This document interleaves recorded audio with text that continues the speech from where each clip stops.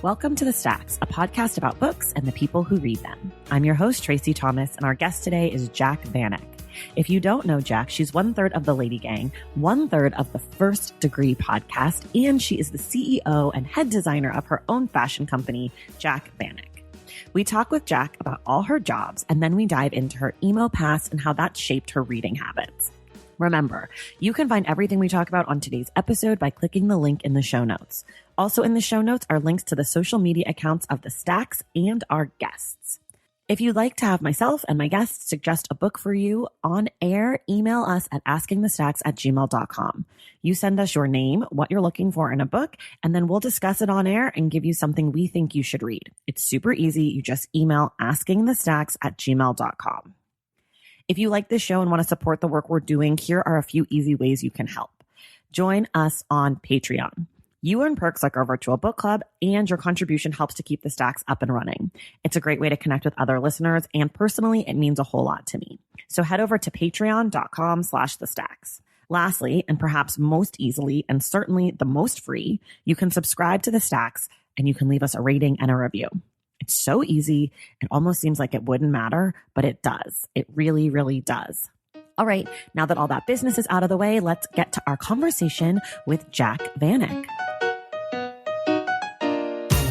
All right, you guys, we're here today. Our guest is Jac Vanek. Jac is a CEO of the Jac Vanek fashion and lifestyle brand. She's also super famous for being 1/3 of the Lady Gang. And she's also 1/3 of the First Degree podcast, which is a true crime podcast. So Jac, welcome to The Stacks. Thank you so much for having me. I'm the final Lady Ganger to be on. So I feel good to be your last. Save the best for last. Better be the best. Yeah, don't let us down. I won't. Okay, we're going to start just, at your birth. Tell us about yourself. Where'd you grow up? How did you become the first version of Jac, which is like the fashion Jac? Oh my gosh. Well, that wasn't actually the first version of the Jac. The first version of Jac was an embarrassing emo kid. Start there. Yeah. So I was born and raised in Orange County, California. My parents still live in the house that I was born in Southern Orange County. I grew up around like the OC housewives. Like that was like the area that I grew up in. Okay. I was a cheerleader in high school. And then when I was 16 years old, I went to my first concert, and it kind of changed the trajectory of my life and what I was interested in. It was the first time I ever fell in love with anything. Oh my gosh. I loved music so much. I'd go to concerts all the time. And then I would start kind of, before blogging was a thing, I had an online journal. And I would like a live journal? I had a live journal. Of course. Did you have a live journal? No, but we're right in that age range that was a thing. Oh, yeah. An LJ? Yes, an LJ. There was Zanga. I remember those. No, I don't. That was like even more of a niche kind of thing than live journal was. So I had my live journal. I'd talk about making out with boys in bands and hanging out and partying. And I got like a pretty big following from it, turned to MySpace. And while I was in college, my mom was like, you need to help pay your way through college. So figure it out, go get a job or do something else. So I came up with the idea of selling these bracelets with different kinds of words on them. The first word was ruthless. It was after one of my favorite songs, and sold them in my backpack at concerts and on my MySpace page. And it kind of blew up from there and became the originating Jac Vanek brand. So, oh my God. What was the concert? The first one? The first concert I went to was Sugar Colt and Finch. They were both like emo bands back in the day. Do you still love concerts? Oh, yeah. I mean, well, my boyfriend's a musician. Right. So I'm still going. I can't escape it. It's just part of my DNA now. But I do, there's such a nostalgia to it for me. And it was such a big part of my youth that it makes me feel young still. And it brings me, it makes my heart happy. Okay, but how did you decide to go from, I love music, I love going to these concerts, I'm totally into this vibe, this scene, to I'm going to sell bracelets here? Well, so I really just wanted to be a rock star. I'm like, I want to be in a band. I want to travel the world. Do you play any instruments? No. Do you sing? No. Okay. Have a terrible voice. Got it. I played piano growing up, but not well. Okay. And so I don't have any musical ability, but I was like, okay, I have a degree in design. I went to UCLA for graphic design, and I'm like, going to have this following on the internet. So how can I become a rock star in using these two skills that I have, basically? So there was no mind-blowing reason why I started what I was doing other than the fact that I was kind of boy crazy and I wanted to travel around the world and kind of do things my way. Yeah. Yeah. And then, so you start selling these bracelets. Were people receptive to you, or were they like, who's this girl? Both. Okay. So like kids around the country, like my quote unquote fans, I guess you could say, like loved me. But anybody that was in the music industry was very skeptical because I was still kind of like making out with all these boys in the process. So I was almost not let on tours because of that. And I wasn't taken seriously because of that. And because I was just a girl in a boy's world, right. Girls aren't really taken seriously at all in the music scene.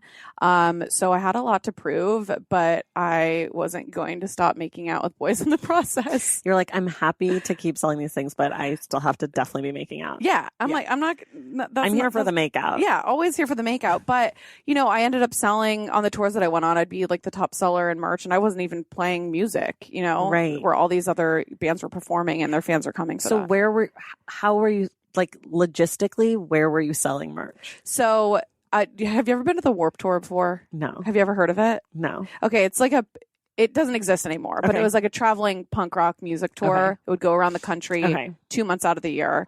And, bands would play. They'd have a bunch of stages, and each band would have like a merch pop-up tent. I see.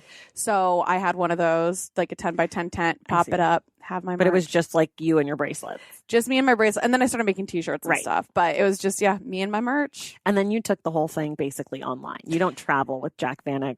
Not anymore. Things anymore. No. And that was only like a few months out of the year. It wasn't all the time. It was basically just my excuse to go travel. But I'd make a lot of money doing it. So it was awesome. But I kind of started when e-commerce first was starting. Right. Amazon wasn't even really a thing when I first started selling bracelets. So I was selling them on my MySpace page. People would pay PayPal. It was all through email. I'd ship them out of my parents' living room. It was very DIY. But the more that e-commerce sort of was evolving, I was jumping on that, and then I just took it all online. Has it? Obviously it's changed, but like, is it easier now or harder now, or? So much easier. So much easier. Well, I do my stuff. I print my stuff on demand now. So before I had to have, a warehouse and inventory, which is terrifying, and employees and all this. And now I'm like a one-man show again. So It's awesome. It allows me to do a bunch of other things, obviously like Lady Gang and stuff. But it's changed a lot, and it's made it a lot easier for people starting a brand to be able to do it, where before it's like if you didn't have money or manpower, it was pretty much impossible. Right. And what do you say to people now who are like, Jac, I want to start my own Tracy Thomas bracelets? Anything to do with inventory, I'm like, don't do it. Okay. Holding inventory was the biggest nightmare. I have told the girls when we first started doing merch, I'm like, we can't do this, because you just sit on dead money for so long, and you don't know, if you don't have all these tools to figure out what people are going to be purchasing. It's like, you don't know, you're like taking a crapshoot, being like, I guess I'll make 300 of these things and hope they sell, but chances are they won't. So it's a very competitive business. E-commerce is so oversaturated now. Right. So it's difficult, but if you have like the strength and you keep going through it and have thick skin and don't mind like sleepless nights and a lot of anxiety, then go for it. Have fun. Go do it. Yeah. Did any of it come super easy for you, or was it all just like in the beginning, just like terrifying? Besides the making out. Yeah. Well, making out's the best. In the beginning, I feel like I was very lucky. Okay. Like I didn't, it's not like I was curing cancer or anything. Like I came up with a very simple idea, and I was in the right place at the right time, especially like the right time in, like internet fandom and all that kind of stuff. It was like the first wave of quote unquote internet celebrity. And I just happened to be in it in our little like niche scene. But I've worked my ass off, and I've, had a lot of trial and error, and I've never really given up. So, and I've had a lot of setbacks too. Like it's really easy to like look at somebody from the outside and be like, oh, well, that's so easy for her to do all this. But it's like, you don't, like with anything, it's like, you don't know what's happening behind closed doors. Right. Because it's not like you're posting on social media like, hey, this nightmare thing happened. Like my inventory went up in flames. Hey, like did not make any money this year at all. Though it looks like it's a hard world, because, even if you're making $1 million, like maybe you're putting $1.5 million in. So it's a hard business to get ahead in. And now that you're back to the one woman, just you pushing your cart down the street selling bracelets, do you Do you like that, being back to like super streamlined, or do you miss kind of like the anxiety of all the rest of it? I don't miss the anxiety at all. I mean, now I have anxiety in different parts of my life. Sure, and, of course. you know, it's like a vacuum. Yeah. And we're doing like the same kind of thing with Lady Gang and with the First Degree. And, you know, I'm starting a couple other things like on the side. So I have that like startup, like entrepreneurial spirit within me. So I'm always going to have anxiety. But the thing that I learned the most through the Jac Vanek business is to diversify what I'm doing and to not put all my eggs in one basket, because that is what was causing me so much anxiety every night. Because it's like, this thing could fail any moment. Like the market can change, how things work can change, and I could be left with nothing. Like, I've never had an investor. I've never taken out a loan, thank God. But like, I don't have, you know, the big guys like backing me up. It's just little old me. It's you. So it's hard. Okay. How did you become part of Lady Gang? Okay. So Because I know that Becca and Kelty kind of like started it. Yes. And then they needed another person. Right. But who are you? So Kelty and I have a mutual ex-boyfriend. Oh, perfect. There's this band called Panic at the Disco. He was a guitarist back in the day, not in the band anymore. I dated him when I was 18 years old for 3 months. On one of these tours. We actually met through LiveJournal. Okay. He had a LiveJournal and was stalking me. And just kind of met through that. It was before they kind of like blew up back in the day. We broke up, and then he started dating Kelty. They dated for a few years. They're way more serious than us. They broke up, and then her and I were kind of both in the same sort of scene, like orbiting each other, would run into each other every once in a while. And then when she came up with the idea to start Lady Gang, she's like, you know what? We need somebody cool. I know somebody cool. Called me out of the blue. I'm like, why is Kelty Knight calling me? Like, there is no reason for her to call me. Did you guys ever like hang out, or was it always just like, oh, hi? Never hung out with her in my life. Did you even like her, or were you like, that bitch stole my boyfriend? Well, no. I was over that at that time because that was, I don't know, it was probably like 8 or 10 years later. Okay. So, you know, we both had grown up by then. Got it. When they were dating, of course, I was like, this stupid bitch. Like, I hope that their relationship crashes and burns too. And you got your wish. I know. And I did get my wish. Thank God for both of us. But yeah, we weren't friends. Like, we were acquaintances for sure. But I think that that's like a big reason why Lady Gang works, is like none of us were best friends when we started it. And, you know, we started this on a very like business level. And even though we are super close now, it always kind of has that underlying theme to it. Like, you guys are partners. We're partners. Yeah. Partners first and, you know, friends second, really. So it's just so funny to think that she just called you like, hey, just now that I know Kelty better, it makes sense. Yeah, like, of course. Like, she cold called me. Yeah. But it was good because I was at a point with my brand where, again, it was the only thing that I was doing. And I was like hit a plateau, like mentally and professionally. And I'm like, I need something else to kind of put my time into. So, you know, Lady Gang came around at a really good time for me. And you guys had no idea it was going to become this. No idea. Because now Lady Gang's like a big thing. You have a TV show, you have a network, you go on tour. Yeah, it's a whole thing. We started it thinking that it would be very celebrity focused and the guest would kind of drive everything that we would do, and we would sort of add color and throw questions out every once in a while. And it's turned kind of inward, where now all of our girls are really invested in our lives. And, you know, we just talk about being a woman in general. And I feel like people resonate with that even more so than sometimes if you get like an A-list celebrity. I remember when you guys first started, because I was friends with Becca. Yeah. She was like, we're going to start a podcast.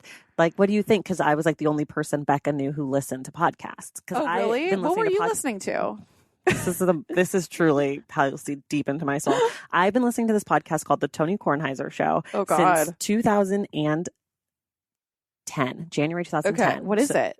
It's used to be a sports radio show, and it was for the first like 7 years. And so you'd get it a day late. He would record it for the sports on the radio in Washington, D.C., and then they'd put it on podcast the next day. Oh my God. 2 hours a day. Because it's a radio show. They just take it. And I've been listening 2 hours a day to Tony Kornheiser, who is a 71-year-old white Jewish man in Washington, D.C., talk about sports and just bitch about things. And he is truly my inner self. That's who I am. I am him. I love sports and I love being crabby. That is so random. Yeah. And I've been listening since. So like when Serial came out, I was like ready for it. Yeah. I listened to the first pilot. I was like, oh, I'm ready for podcasts. And everyone else was like, what's a podcast? That's like, how what's I was. this purple square on my phone? I'm like, is it like old timey radio? Exactly. But I was like, no, I've been doing this for years. All my friends were like, how did you know about Serial? I was like, because it was 3 years into my you're like, it was like my journey. 10th podcast on my list, and there's only 10 podcasts out there. Yeah. Becca was like, should we do like, what do you think? And I'm like, I think it's a great idea. I'll have something else to listen to besides Tony Kornheiser. Like, it's great for me. Personally. It's great for me. Since there'll only be 2 listeners, like me and your parents. Yeah. That's so Tony Kornheiser. Yeah. If you've ever watched PTI, it's a sports show on ESPN. No. It's him and this guy, Mike Wilbon, and they're like 2 sports journalists, and it's called Pardon the Interruption, and they talk about sports stories. But he's been on the radio for years. He was a journalist at the Washington Post, at the New York Times. If you saw him, you would literally be like, like, I was listening to him when I was 24. Right. Just casually. Weird. It's so weird. It's the weirdest show, but I love it, and I like can't start my day without it. It's like that in the daily every morning. 2 hours though. Now they're about 135 to 140 because now it's just a podcast. Right. He left the radio, so he kind of has more control over it. But and you're every day still pretty much. That's so funny. I haven't listened yet today, but you better believe my ride home. You're like I can't. I need sleep. to know what happened because his sports team, his football team is the Washington Redskins, and they played Monday Night Football, which was last night. Yeah. So I have to hear him talk shit because they lost really bad. So I'm like, you're like, I need your commentary, dude. That is so funny. It's the weirdest thing. Anyways. So Lady Gang happens, blah, blah, blah, blah, blah. You guys become stars. You talk about lady things and celebrity things and all this stuff. And then you also love true crime. And I need to know how First Degree happened. Yes. Because that was really, when I saw that, I was like, this is a turn for me. It's a twist. Well, it could not be any different. The subject matter could not be any different. Well, tell people what it's about a little bit and then tell us how you got to it. Okay. So The First Degree is my other podcast. And my partner is Alexis Linkletter. She's been my best friend for like 12 years. Oh, okay. And then Billy Jensen, who's an investigative journalist who wrote the book that we're going to talk about today. So that's my podcast. The premise of the podcast is to tell stories through the first degree perspective of somebody that's 1 degree away from the murder or crime that happened. So we have really interesting connections to crime. Like for our Ted Bundy episode, the guy that was our first degree connection witnessed his execution.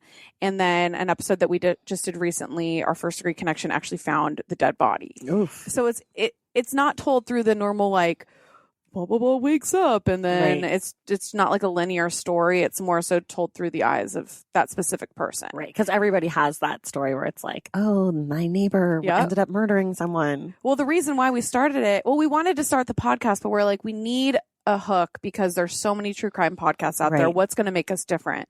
So we are kind of brainstorming ideas, and Alexis and I were going back and forth about stories that we had connections to. Oh. And that's when we had the conversation where we were like, a lot of people are connected to something, whether, how close or far, but have that story of like a hometown murder or something that has happened that has affected them. My boyfriend was on our podcast, and his story was one of his classmates was murdered by his mom. And for him, he wasn't super close with him, but what he took from it, that was the first time he learned about death.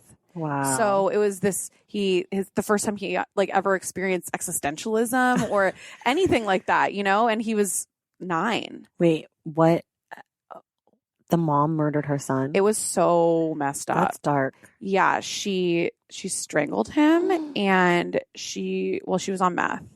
And she ended up strangling him and then thinking that she was doing it for Jesus. And it was, oh my God. Okay. I'm going to link to that episode in the show notes. Yes, definitely. It's a crazy episode. And it's just an interesting perspective because, everybody kind of remembers when they learn about death for the first time, and it affects you in such a profound way that still is with you as an adult. Right. So, holy shit. That's a really intense. So I'm shook.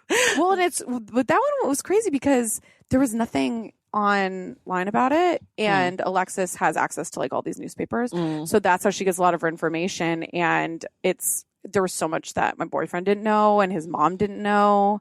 Like it's crazy the things that you can drum up. Oh my God. Yeah. I'm excited to talk more about murder. We're going to do that on the next episode where we talk about Chase Darkness with me, because I feel like that kind of ties in, but absolutely. I'm feeling creeped out. Yeah. Valentine's Day is upon us, and I've got love on the brain. Love for books. Duh, of course. Hello. Did you forget what podcast you're listening to? I love bringing you all great reads, exclusive author interviews, and behind the scenes book gossip. But I can only do that with your support over on Patreon and Substack. Our Stacks Patreon community, also known as the Stacks Pack, is where you can go for book club meetups, a private, very active Discord, and a year-long mega reading challenge to help you achieve all your reading goals. Plus, you also get that monthly bonus episode. Now, over on the Substack, you can subscribe to my newsletter, Unstacked, where I keep the book conversations going. I also give you a healthy dose of sports and pop culture, definitely some hot takes happening over there. And again, that bonus episode. If you don't have a few dollars to spare, don't worry. There are free options on the Substack and the Patreon to get you a little extra Stacks magic. Making this podcast is a total team effort, and by supporting my Patreon and my Substack, you allow me to support my amazing team that makes the show possible every single week. So if you or your friends are looking to meet other book lovers and support this indie podcast, come hang out with me on Patreon, Substack, or both.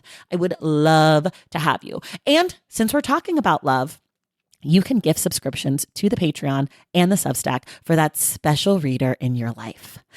For the Stacks Pack, head to patreon.com/thestacks. And for the newsletter, head to traceythomas.substack.com. And also, there are links to both in the show notes. Okay, see you in the Stacks. Okay, so before we dive into your reading life, we do this thing called Ask the Stacks where someone sends in a question. They ask for a book recommendation. I haven't prepped you, but this one is totally going to be in your wheelhouse, I think. Okay. So the person's name is Kennedy. Here's what she says. I'm looking for some nonfiction books that are a little under the radar. I specifically love true crime and know a concerning amount of information about certain cases. I can only get into nonfiction if there's personal stories or some kind of emotional connection. And she's looking for nonfiction books that maybe speak to like culture or society as a whole. Okay. And so she said a few that she loved. She loved Columbine. She loved Bad Blood. She loved a book called Fall and Rise, the story of 9/11. And she wasn't super into Lost Girls, the unsolved American mystery. Do you know that one? No. It's about the Long Island killer serial or something. killer? Yeah. Lisk, yeah. Yeah. So I'll go first. I'll give some recommendations if anything pops into your head. So the first one I said, Kennedy, is it's not under the radar. It's actually like huge right now. It just came out like last week. But since you said you liked that 9/11 book, there's a book that just came out called The Only Plane in the Sky. It's by Garrett M. Graff. And it's an oral history of 9/11. And it has a lot of personal connections because it's all people's stories from the day. And it goes from people who were in the buildings to people whose husbands or wives were on the planes to George Bush in Air Force One to people depending on. So it's like super personal connections. Oh my gosh. Amazing. Is it like an anthology? So each story has a little, or are they all tied together? It's all tied together. So it's like, it'll be like the morning or like the night before. And it's all these people like talking about the night before. And then it's like the morning of, and then it's the first plane. And then it's in Florida. And then it kind of like takes you through the day chronologically. Oh my but gosh. People will just pop in, and some people come in through the book a ton. And some people are there just for one moment. That's so interesting. It's so amazing. It's really intense. So I just want to warn everyone. The first third of the book is like, your heart is like racing. Like I was reading it at night and I had nightmares. So I woke up in the middle of the night to keep reading to get to a place where I felt better. Does it ever feel better though? After the first third, it kind of like, because you know what happens you remember 9/11. Yeah. Like after the first, I guess it's 102 minutes, there's no more attacks. And both the buildings have fallen. Right. So it's kind of like it does kind of calm down a little bit. But until you get to that point, you're kind of just like, oh my God, there's more. Like, this is so terrible. Like, I know what's like, you just feel like, oh. Yeah. But it's amazing, amazing, amazing. Okay. Then the other two are less well known. The second one is one of my favorite books. It's called 1,000 Lives by Julia Shears. It's about Jonestown. Ooh. But she does an amazing job of really focusing on the victims and the people who were there as opposed to Jim Jones. Yeah. Which makes a huge difference. It makes all the difference, and that is a big problem especially in true crime. Yeah, that it's like always about the bad guy, and like I love a bad guy. Nicki Minaj, we love a bad guy. We love a bad guy. Chun-Li, my gosh. But this book she does a good job of telling his story, but also telling like why someone would join a cult. So I have something to add to that. So we did a Jonestown series on our podcast, and our first reconnection was Jim Jones Jr. Yes. So our story was kind of told through his perspective. And a big thing that we were pushing throughout that podcast was that message, because I hate nothing more than when people say that, only stupid people join cults, or how weak do you have to be? It's like, actually, a lot of people that ended up joining cults are so intelligent, so educated, so well versed, and are looking for something bigger than themselves. Totally. And she does a great job in this book of being like, nobody joins a cult. Nobody's like, I'm going to go join a cult today. It's like you find people that you believe in, or that are talking about things you believe in. Yeah. And she also outlines like so much of the ministry of Jim Jones and Jonestown and the People's Temple was that it was a lot about like racial equality and civil rights and all this stuff. He was representing something good. And it was a community of black and white people living together. And Jim Jones Jr. is a black guy. Yep. Like he adopted a black kid and gave him his name. Like there's a lot about Jim Jones and what happened there that makes a lot of sense. Absolutely. Until the end, when it all of a sudden makes no sense and is very sad. Yes. And then the last one is this book called The Lynching by Lawrence Leamer. And it's about a lynching that took place in 1981 in Alabama, but it's also about the history of the Southern Poverty Law Center. And it kind of went under the radar a little bit, but it's a really great book. It has a true crime element about the lynching, but then a lot of history about the Southern Poverty Law Center and also the KKK. It was was the KKK's last like official lynching, according to authorities that decide what an official lynching is. So it's kind of like that part's a little iffy, but a little gray. But it's 1981, so it's pretty late in the day. So those would be my 3 recommendations. Did anything pop into your head? So this one isn't. So one of the next books that I want to read is Bad Blood. Have you read it? Good. Yeah, we did it on the show. Oh, you did? Okay, yeah. It looks incredible, and I love like a Fire Fest kind of. Yeah, like it's a total scam job. Yeah. This one isn't under the radar, but I mean, it has a connection with Billy's book, but I'll Be Gone in the Dark by Michelle McNamara, and that is like literally a personal account of her trying to catch the Golden State Killer. I haven't read it yet. I'm going to read it after I did finish this book, but after we talk about this, that'll be the next book that I read, probably before Bad Blood. But yeah, I mean, that's a good question. Yeah, it's a good one. I was really excited when it came in, and then I was like, oh, I'm saving this until Jac comes on, because she'll be into true crime stuff. It's a lot easier to connect to something like that when you do have that personal storytelling element. Yeah, and it's hard. I mean, a lot of people say they don't like nonfiction, but my response is almost always like, you're either not reading the right nonfiction or you're not reading narrative nonfiction, because so much narrative nonfiction is storytelling. It's just telling a true story. Right. It's like a good documentary versus like a boring documentary. Exactly. So that's my feeling. Okay, we're going to talk about you now. Okay. 2 books you love, 1 book you hate. Okay, so 2 books. I brought some books with me. Okay. My favorite book in the entire world. I did not bring my favorite book in the entire world because it has a whole personal story about it that I can explain. Yes. Is Extremely Loud and Incredibly Close by Jonathan Safran Foer. So good. 9/11. 9/11. Yeah. I think that he is the most beautiful writer, and I love that he tells that story through a child's perspective, but with like the words of a like beautifully well-spoken adult. Like I think it ties those 2 things together really, really well.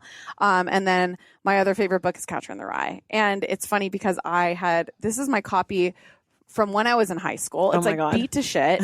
And it's all like marked in. I'm going to take a picture of you holding it right now so I can put on the social media. You can see her little Catcher in the Rye. Okay, got it. So, I loved reading in high school. I can explain that story later too. One of my teachers just made me fall in love with reading. You can explain it now. Okay, we'll skip that one later. Cool.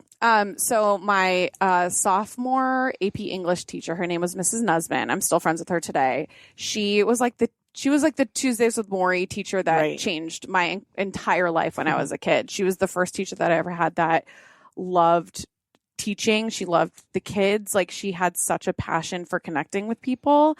And when she would introduce every book, we'd walk into the classroom and she'd like have a whole like setup, and she'd be in a costume like for Lord of the Flies. She like dressed up like she was on the island. Wait, what year were you? This was when I was a sophomore in high school. So I was like 16. But that's when I read The Catcher in the Rye, and it was like the first book that I really fell like deeply, deeply in love with. So, but I lost the copy of this and I was desperately trying to find it. And I was searching everywhere at my parents' house. And then one day I just went in my room and it was sitting in the middle of my room. It was like one of those like glitches in the Matrix where it just showed up like out it was of nowhere. There all along. Yeah.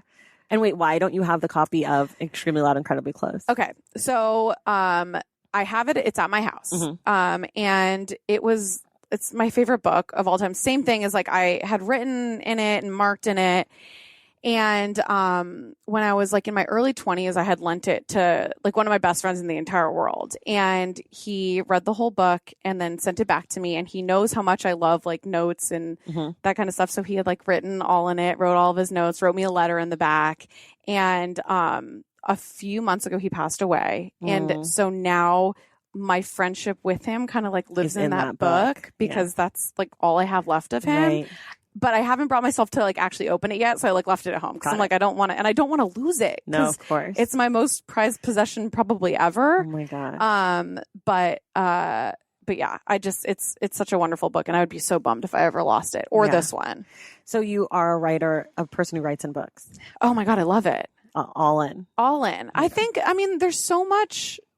Books are so personal and they're such a personal gift and you put so much of yourself into a book when you're reading it. And I think to kind of, even like highlight or underline or mark it, it's like you're kind of giving a little bit of yourself to it. So I think that it's just such a special thing. I love that. I never write in my books. You don't? No, but I love a used book, especially if there's like notes or something in it. Yeah. So part of me is like, maybe I should just start writing in my books. Yeah. Just so that when I give them away, that I'm like leaving that joy for someone else to find. I just think it's such a like little joyful spark that's in a book. It's true. I had my copy of Beloved I got is used, and the person who wrote it before me was using like a purple pen, and it was really annoying to me though. I was like, why do you have a purple pen? Like, who is this person? Like, how old is it? A gel pen?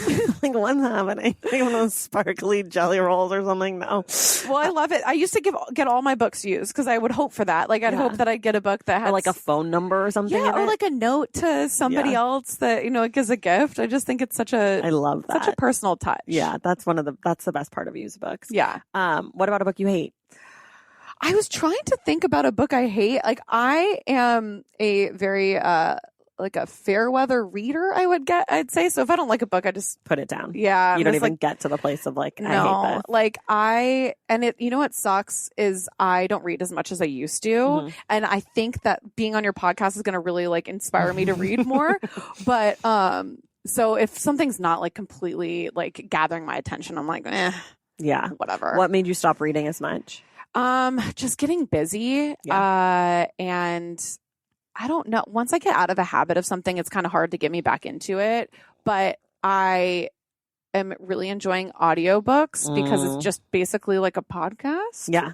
But then you can't really write in your audiobook. It's true. So it's a good audiobook, like a well-narrated audiobook is really great, but a not narrated audiobook is... Oh, no. It's terrible. Oh, God. Is that like... Do you think if it's just like a badly spoken author? No, sometimes maybe, but I think it's also like if the reader's voice is like too pretentious, if they're like, then mother took me to the store. Oh, gross. And you're like, okay, like relax. Yeah, person. you need to like actually enjoy the person's voice. Yeah, you need them to have like some energy behind it. Do you have any favorite audiobooks you've listened to? I just started listening to this one for the first time. Oh. Yeah, this is my first one, and it's Billy, so it's like I talk to him all the time. And he reads it, right? He reads it, yeah, he narrates it. I think it's really good when it's nonfiction if the author can read it most of the time, unless it's like super nonfiction and the author's like not a good speaker, but Billy talks a lot for his life. Yeah, and if it's a personal story like that, it's like that obviously comes through rather than some stranger, I guess, reading your words. Totally.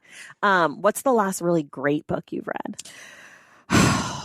One of the best books that I read recently, which is random, is I went to the Dalí Museum outside of Barcelona. I was just in Barcelona. And I just bought the book to go along with all of his works that were in that museum. And it was incredible. He's my favorite artist of all time. Yeah. So it was super interesting to kind of learn all of his wacky. He's mind. A weird dude. Yeah. Weird dude. But like, decent dude, like not a bad guy, not that I've seen. I kind of did that because I was like talking about how much I loved him. I'm like, I need to make sure that he hasn't done anything bad. So nothing that I have found, but he's just a weird guy. And I enjoy the quirkiness. Right. Okay. You told us what you're looking forward to reading. So how do you pick your next book? Like, how do you decide what? Do you like read about things? Do you just wait for a friend to tell you this is it? I take like recommendations or, like online now, it's like if you're in Facebook groups, especially like in the true crime ones, like if you keep hearing the same thing over and over and over again, that's how Bad Blood was. And I'm like, God, I need to freaking read this now. Oh my God. Had you not heard about the story before? No. Oh my God. I just heard it was like the Fire Fest of Silicon Valley. Oh yeah. Well, I think it came before Fire Fest. Yeah, but that's how people are like describing it. Yeah. Oh my God. It's such a scam. I can't wait. I can't wait to hear what you think. I love a scam. It's so good. And there's like documentaries about her and stuff. And there's a podcast. Oh, there is? Yeah. There's a podcast and then there's a documentary on HBO or something. And then Jennifer Lawrence is going to play her in a scripted version. Oh my gosh. Yeah. So it's everywhere. It's everywhere. Jesus. Which is why I'm like, wait, you didn't hear about it till after Fire Fest? No.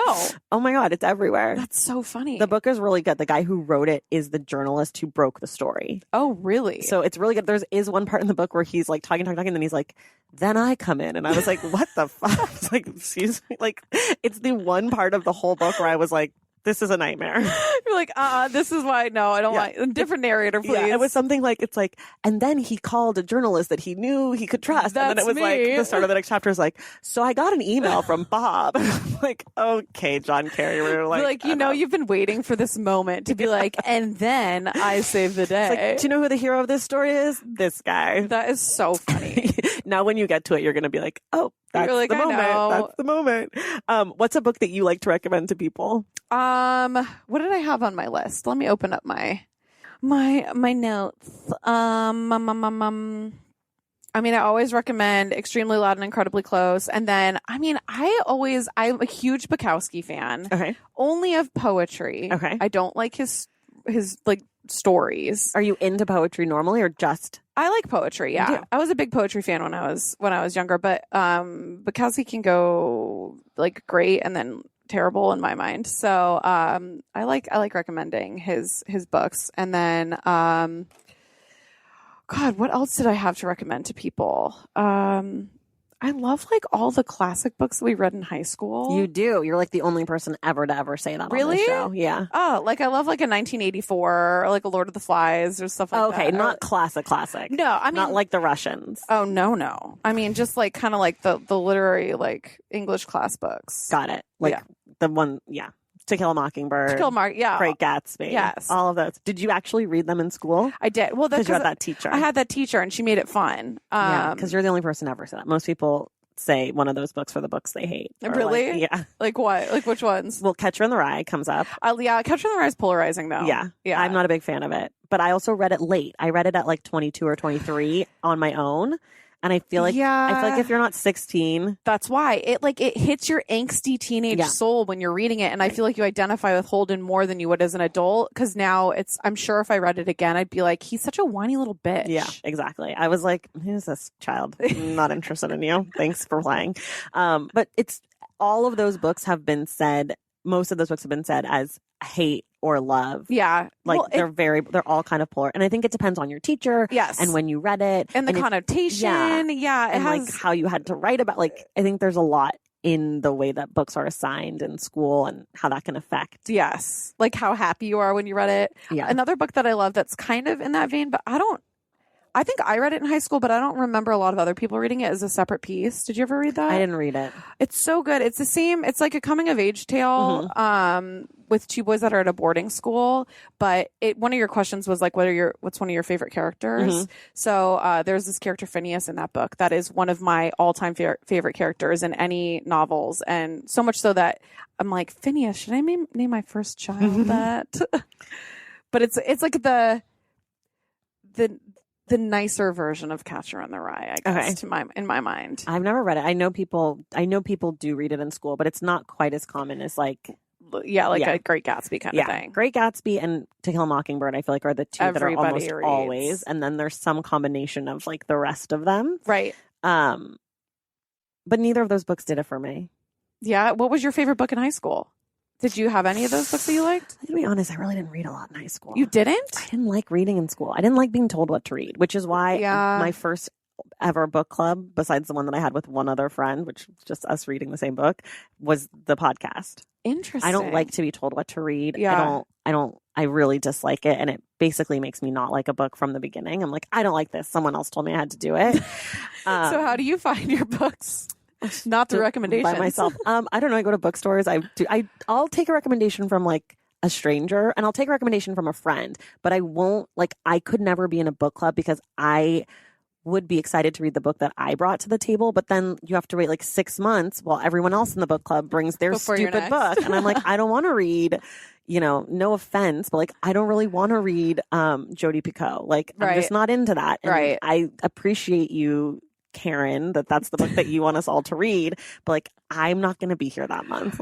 Yeah, you're like, this is not for me. So like in high school, we were assigned Malcolm X, and I didn't read it in high school, and I read it afterwards. It was an African American history class. I don't think most people have it in their like normal English class. Oh yeah. But I didn't read it at the time, and then I read it after the fact, and it's like one of my favorite books, but I couldn't read it at the time. I like started and I was like, this book is garbage. Yeah. Like, what does he know? And now I'm like, my hero. Did you Sparks notes when you're in high school then? Or how did you even get through class? Know. I did good. I did fine. I was a straight A student. I don't even remember. I must have read sections and like I paid attention a little bit. Yeah. Enough to scoot by. And like, they read aloud in class sometimes. They'd be like, hey, read this scene. I don't know. I must have Spark noted.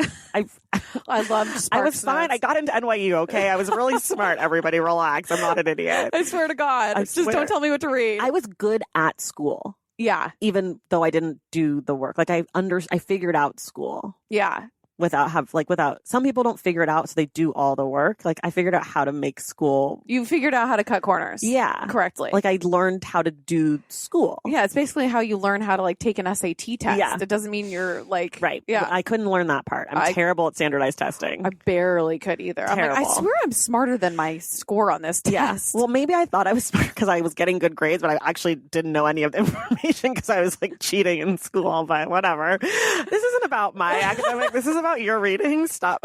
Mom, I swear I did great in school. I appreciate my education. I wasn't cheating. I promise, I promise, I promise. Are there things that you wish were different about your reading life? Yeah, I wish I read more. Yeah. I'm so ADD when it comes to reading. And as I get older, I feel like once I sit down to like start reading a book, I start thinking about like the million other things that I need to do. So I think that that's a conscious thing that I need to work on. Yeah. When I was younger, I mean, almost every night I would sit in bed and I would have like a glass of scotch and then I'd put on like record. It was all part of my... I was picturing like an 8-year-old you, and then you said scotch and I'm like, okay, she doesn't mean that young. You never know. No, I mean like in my early 20s. Got it. That was kind of my thing. And I'd read and write kind of at the same time too. I was like really big in writing when I was younger on my stupid typewriter. I was so emo. Oh my God, I love it. You were reading your poems. Yeah, I was writing my poems. I was reading Bukowski. I was like trying to like live it, I'm like, I'm gonna drink. What changed? I don't know. I was very brooding when I was younger. So I think that was like part of my thing where I was identifying through like all these things that I was doing. And then I've just gotten, like as I've gotten busier, when I've gotten older, it's easy to make excuses not to, right? Kind of, because that's like a form of self-care, with reading a book and having a glass of wine and just feeling comfy and lighting a candle. So for me, I think it needs to be more of like a conscious thing that I practice rather than, something that I'm sort of like, I don't know, like feeding my like weird, like emo ego. Are you like a goal-oriented person? Not like a Keltie. Literally, that's who popped in my head when I said that. Her and I could not be more different. Okay. I'm more scattered and more scattered than she is. I'm goal oriented in different ways though. Okay. Just more of like what's the word I'm looking for? Abstract way. Okay. I've never heard that, but I'll take it. And is reading with a candle and a glass of wine, is that your ideal reading setup? Yeah. Or, on a beach would be nice. Okay. Like with like a margarita, always a drink in hand. Okay. I feel like very important. I'm not a morning reader. Like I've always been a nighttime reader. You don't fall asleep. No, I can't fall asleep at all regardless. Oh, okay. So I'm not one of those people that like you put a book in front of them and you're like, That's me. If I read at night, I fall asleep. So when do you read? And just all throughout the day. Just never at night. I set like timers for myself. I'll be like, okay, I have 45 minutes. I'm going to read for 30 of them, and I'll put my phone in airplane mode. I'll set a timer and I'll read for 30 minutes. See, I think I need to do something like that because in my mind, if I get a text and then I'll scroll on Instagram. I think that, like our society we're just so used to having so many things coming at us that it's hard to focus. But that's why I'm like, I was really enjoying the audiobook because at least I can do that. I commute a lot. So it's like I can do it when I'm driving or when I'm cleaning. So it's more, you don't have to stop everything that you're doing. No, totally. I audiobook in the shower if I'm not podcasting, if I'm not listening to a podcast, or cooking dinner, folding laundry.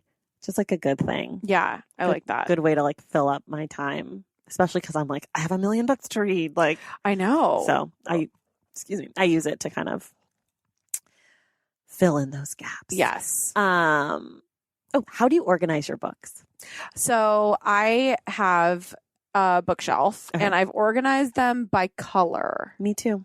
Really? People are super judgy about it, but you know what? Go fuck yourself. How, like, mine are just so I have like an off-white chunk, I have a black chunk, I have a blue chunk, and then I have like a naturals chunk, which sucks because then some of my favorite books I have kind of tucked away in the naturals. Like my credenza. Oh, okay. Because I'm like, the cover's ugly. Oh. So they're all by like the cover, but I don't know. It's like, that's how I've organized them because it's hard to organize books and have them look like clean and chic. I like them to be I like the color thing. people get very upset about it. Don't at me. I don't care. That's how I organize my book. Why?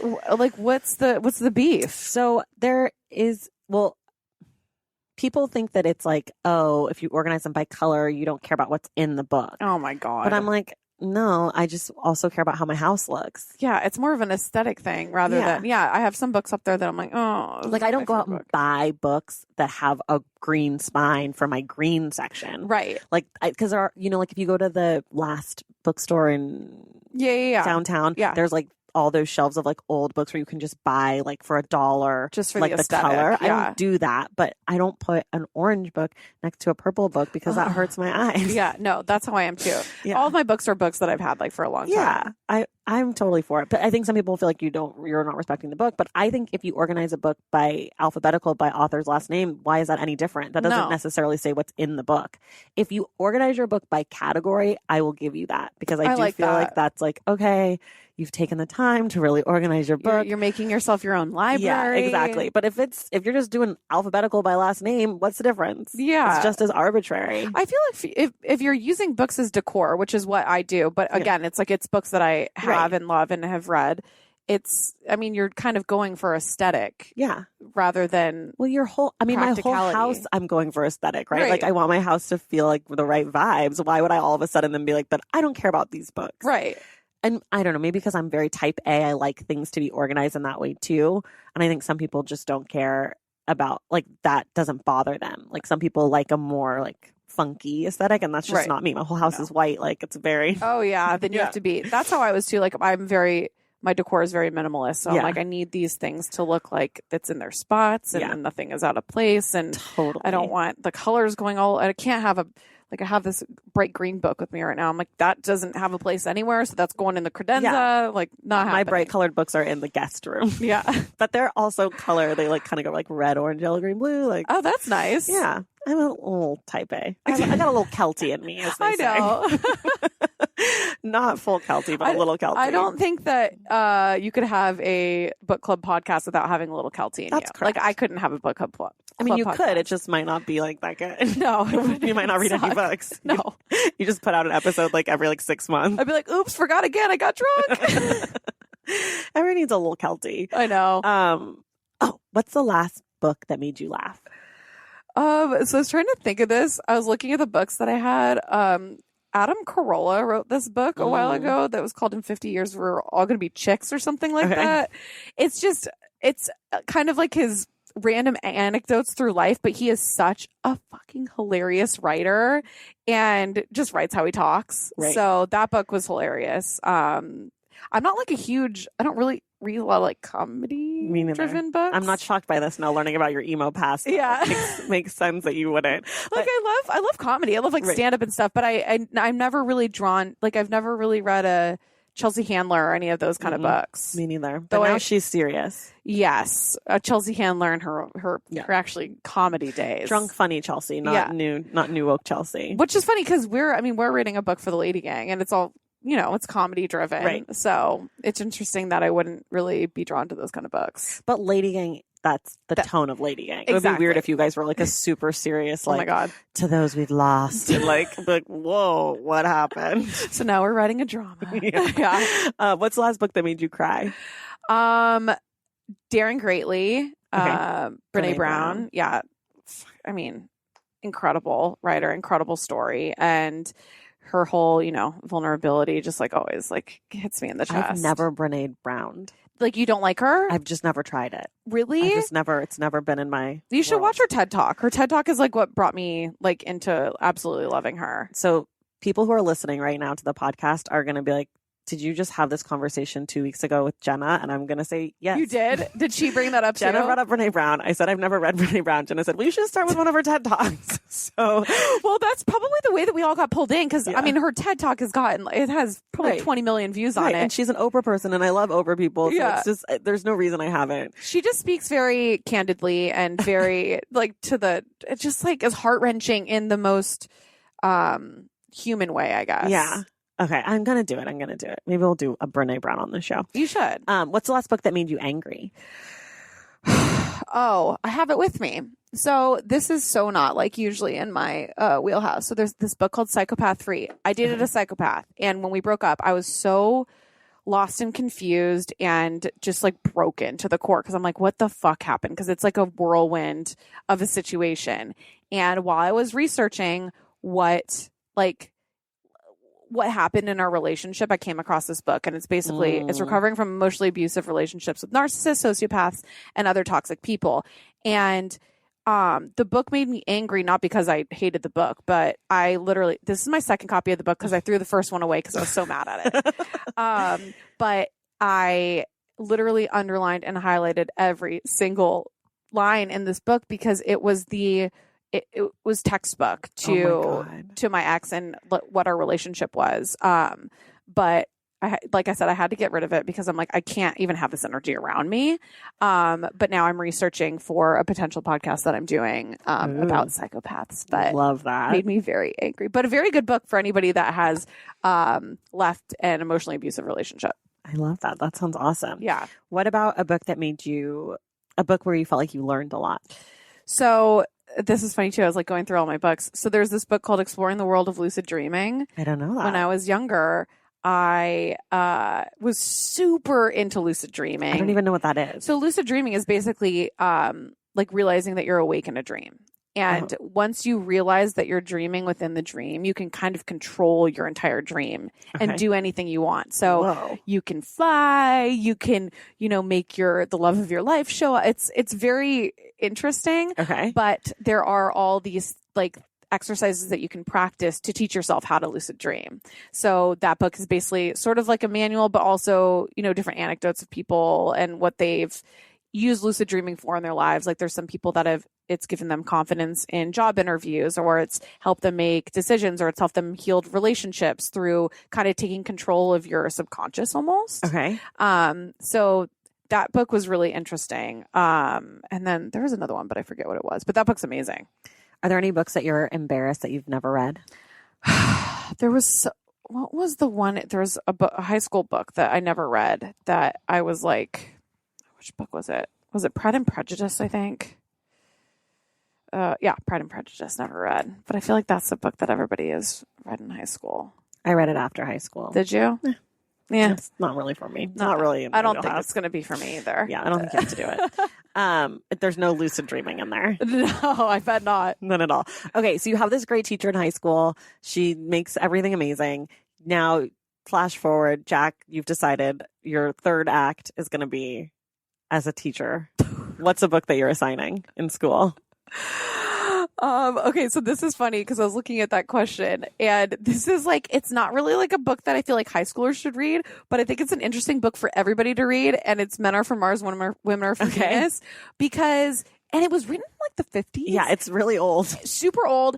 I read it a long time ago. Like I read it in my early 20s when I was going through a different relationship. Okay. And I'm sure it's super outdated and probably misogynistic now. Right. However, it deals with like the communication styles of men and women. Mm-hmm. And I learned so much being like, okay, why is my partner acting this way? Mm. And I feel like it's an interesting thing for men and women to read, probably maybe like an updated version of it. Yeah. That will like maybe throw out the fact that like, while the woman is in the kitchen. Right. But the general ideas of how men and women communicate are really interesting, and how to sort of navigate that, I think is something that everybody could learn from. Yeah. But other than that, like I said earlier, I loved A Separate Peace. And I think that is an interesting book that everybody should and would enjoy reading in high school. Interesting. Yeah. Well, I'm not going to ask you who you want to write the book of your life, since you guys are writing your own book, yes. Lady Gang book. It's like, do people know when it's coming? Sometime next summer. Okay. Yeah. Exciting. It's going to be so good. I can't wait. I think we're going to have all three of you guys on together. Yes, absolutely. It's going to be a shit show. Oh, yeah. I'm going to have a hard time wrangling you all in. I'm going to have to do it on a Lady Gang show so Kelty can host, because I don't know if she's going to give up. It's like The View. Yeah. Like, you can't get Barbara Walters not to take over. Yeah, you can't interview Barbara Walters. Well, it's so funny because I was reading, because the way that we wrote the book is like, there's a collective Lady Gang voice, and then we each have our own chapters or our own essays that we write about. Right. And reading Kelty's, I'm like, this is just, she's so Kelty. All of her stories are so freaking Kelty. Right. It's embarrassing, but like in the best way possible. Oh my God. I can't wait. I'm so excited. Okay. Last one. We always do this one. If you could require the current president of the United States to read one book, what would it be? Emotional Intelligence. Amazing. Amazing. All right. That's great. Next week, we're going to be back with Jac. We're talking about Chase Darkness with Me by Billy Jensen. It's a true crime book, kind of meets memoir. Mm-hmm. I don't think there's going to be spoilers next week. I don't think that there's really much to spoil in the book. So if you haven't read it, I think you're going to be safe to listen. But if you're one of those people that doesn't like to know anything, there might be some slight spoilers, which is all to say, go out, get the book. It's out in the world. You can find it everywhere. Go to your library, whatever you need to do. But Jac, thank you so much for being here. Thank you for having me. Yay. And we will see you guys in the stacks. Thank you all so much for listening today. And thank you to Jac for being our guest. Jac is back next Wednesday to discuss Chase Darkness with Me by Billy Jensen. Find everything we discussed on today's show by clicking the link in the show notes. For more from The Stacks, follow us on social media at The Stacks Pod on Instagram and at The Stacks Pod _ on Twitter. And check out the website, thestackspodcast.com. Remember, get your book recommendations read on air by sending us an email at askingthestacks@gmail.com. To join the Stacks Pack and get inside access to this show, go to patreon.com/thestacks. And make sure you're subscribed to this podcast wherever you get your podcasts. And if you're listening through Apple Podcasts, please rate and review the show. Our graphic designer is Robin McCrite, and our theme music is from Tigirages. This show is created and produced by me, Tracy Thomas.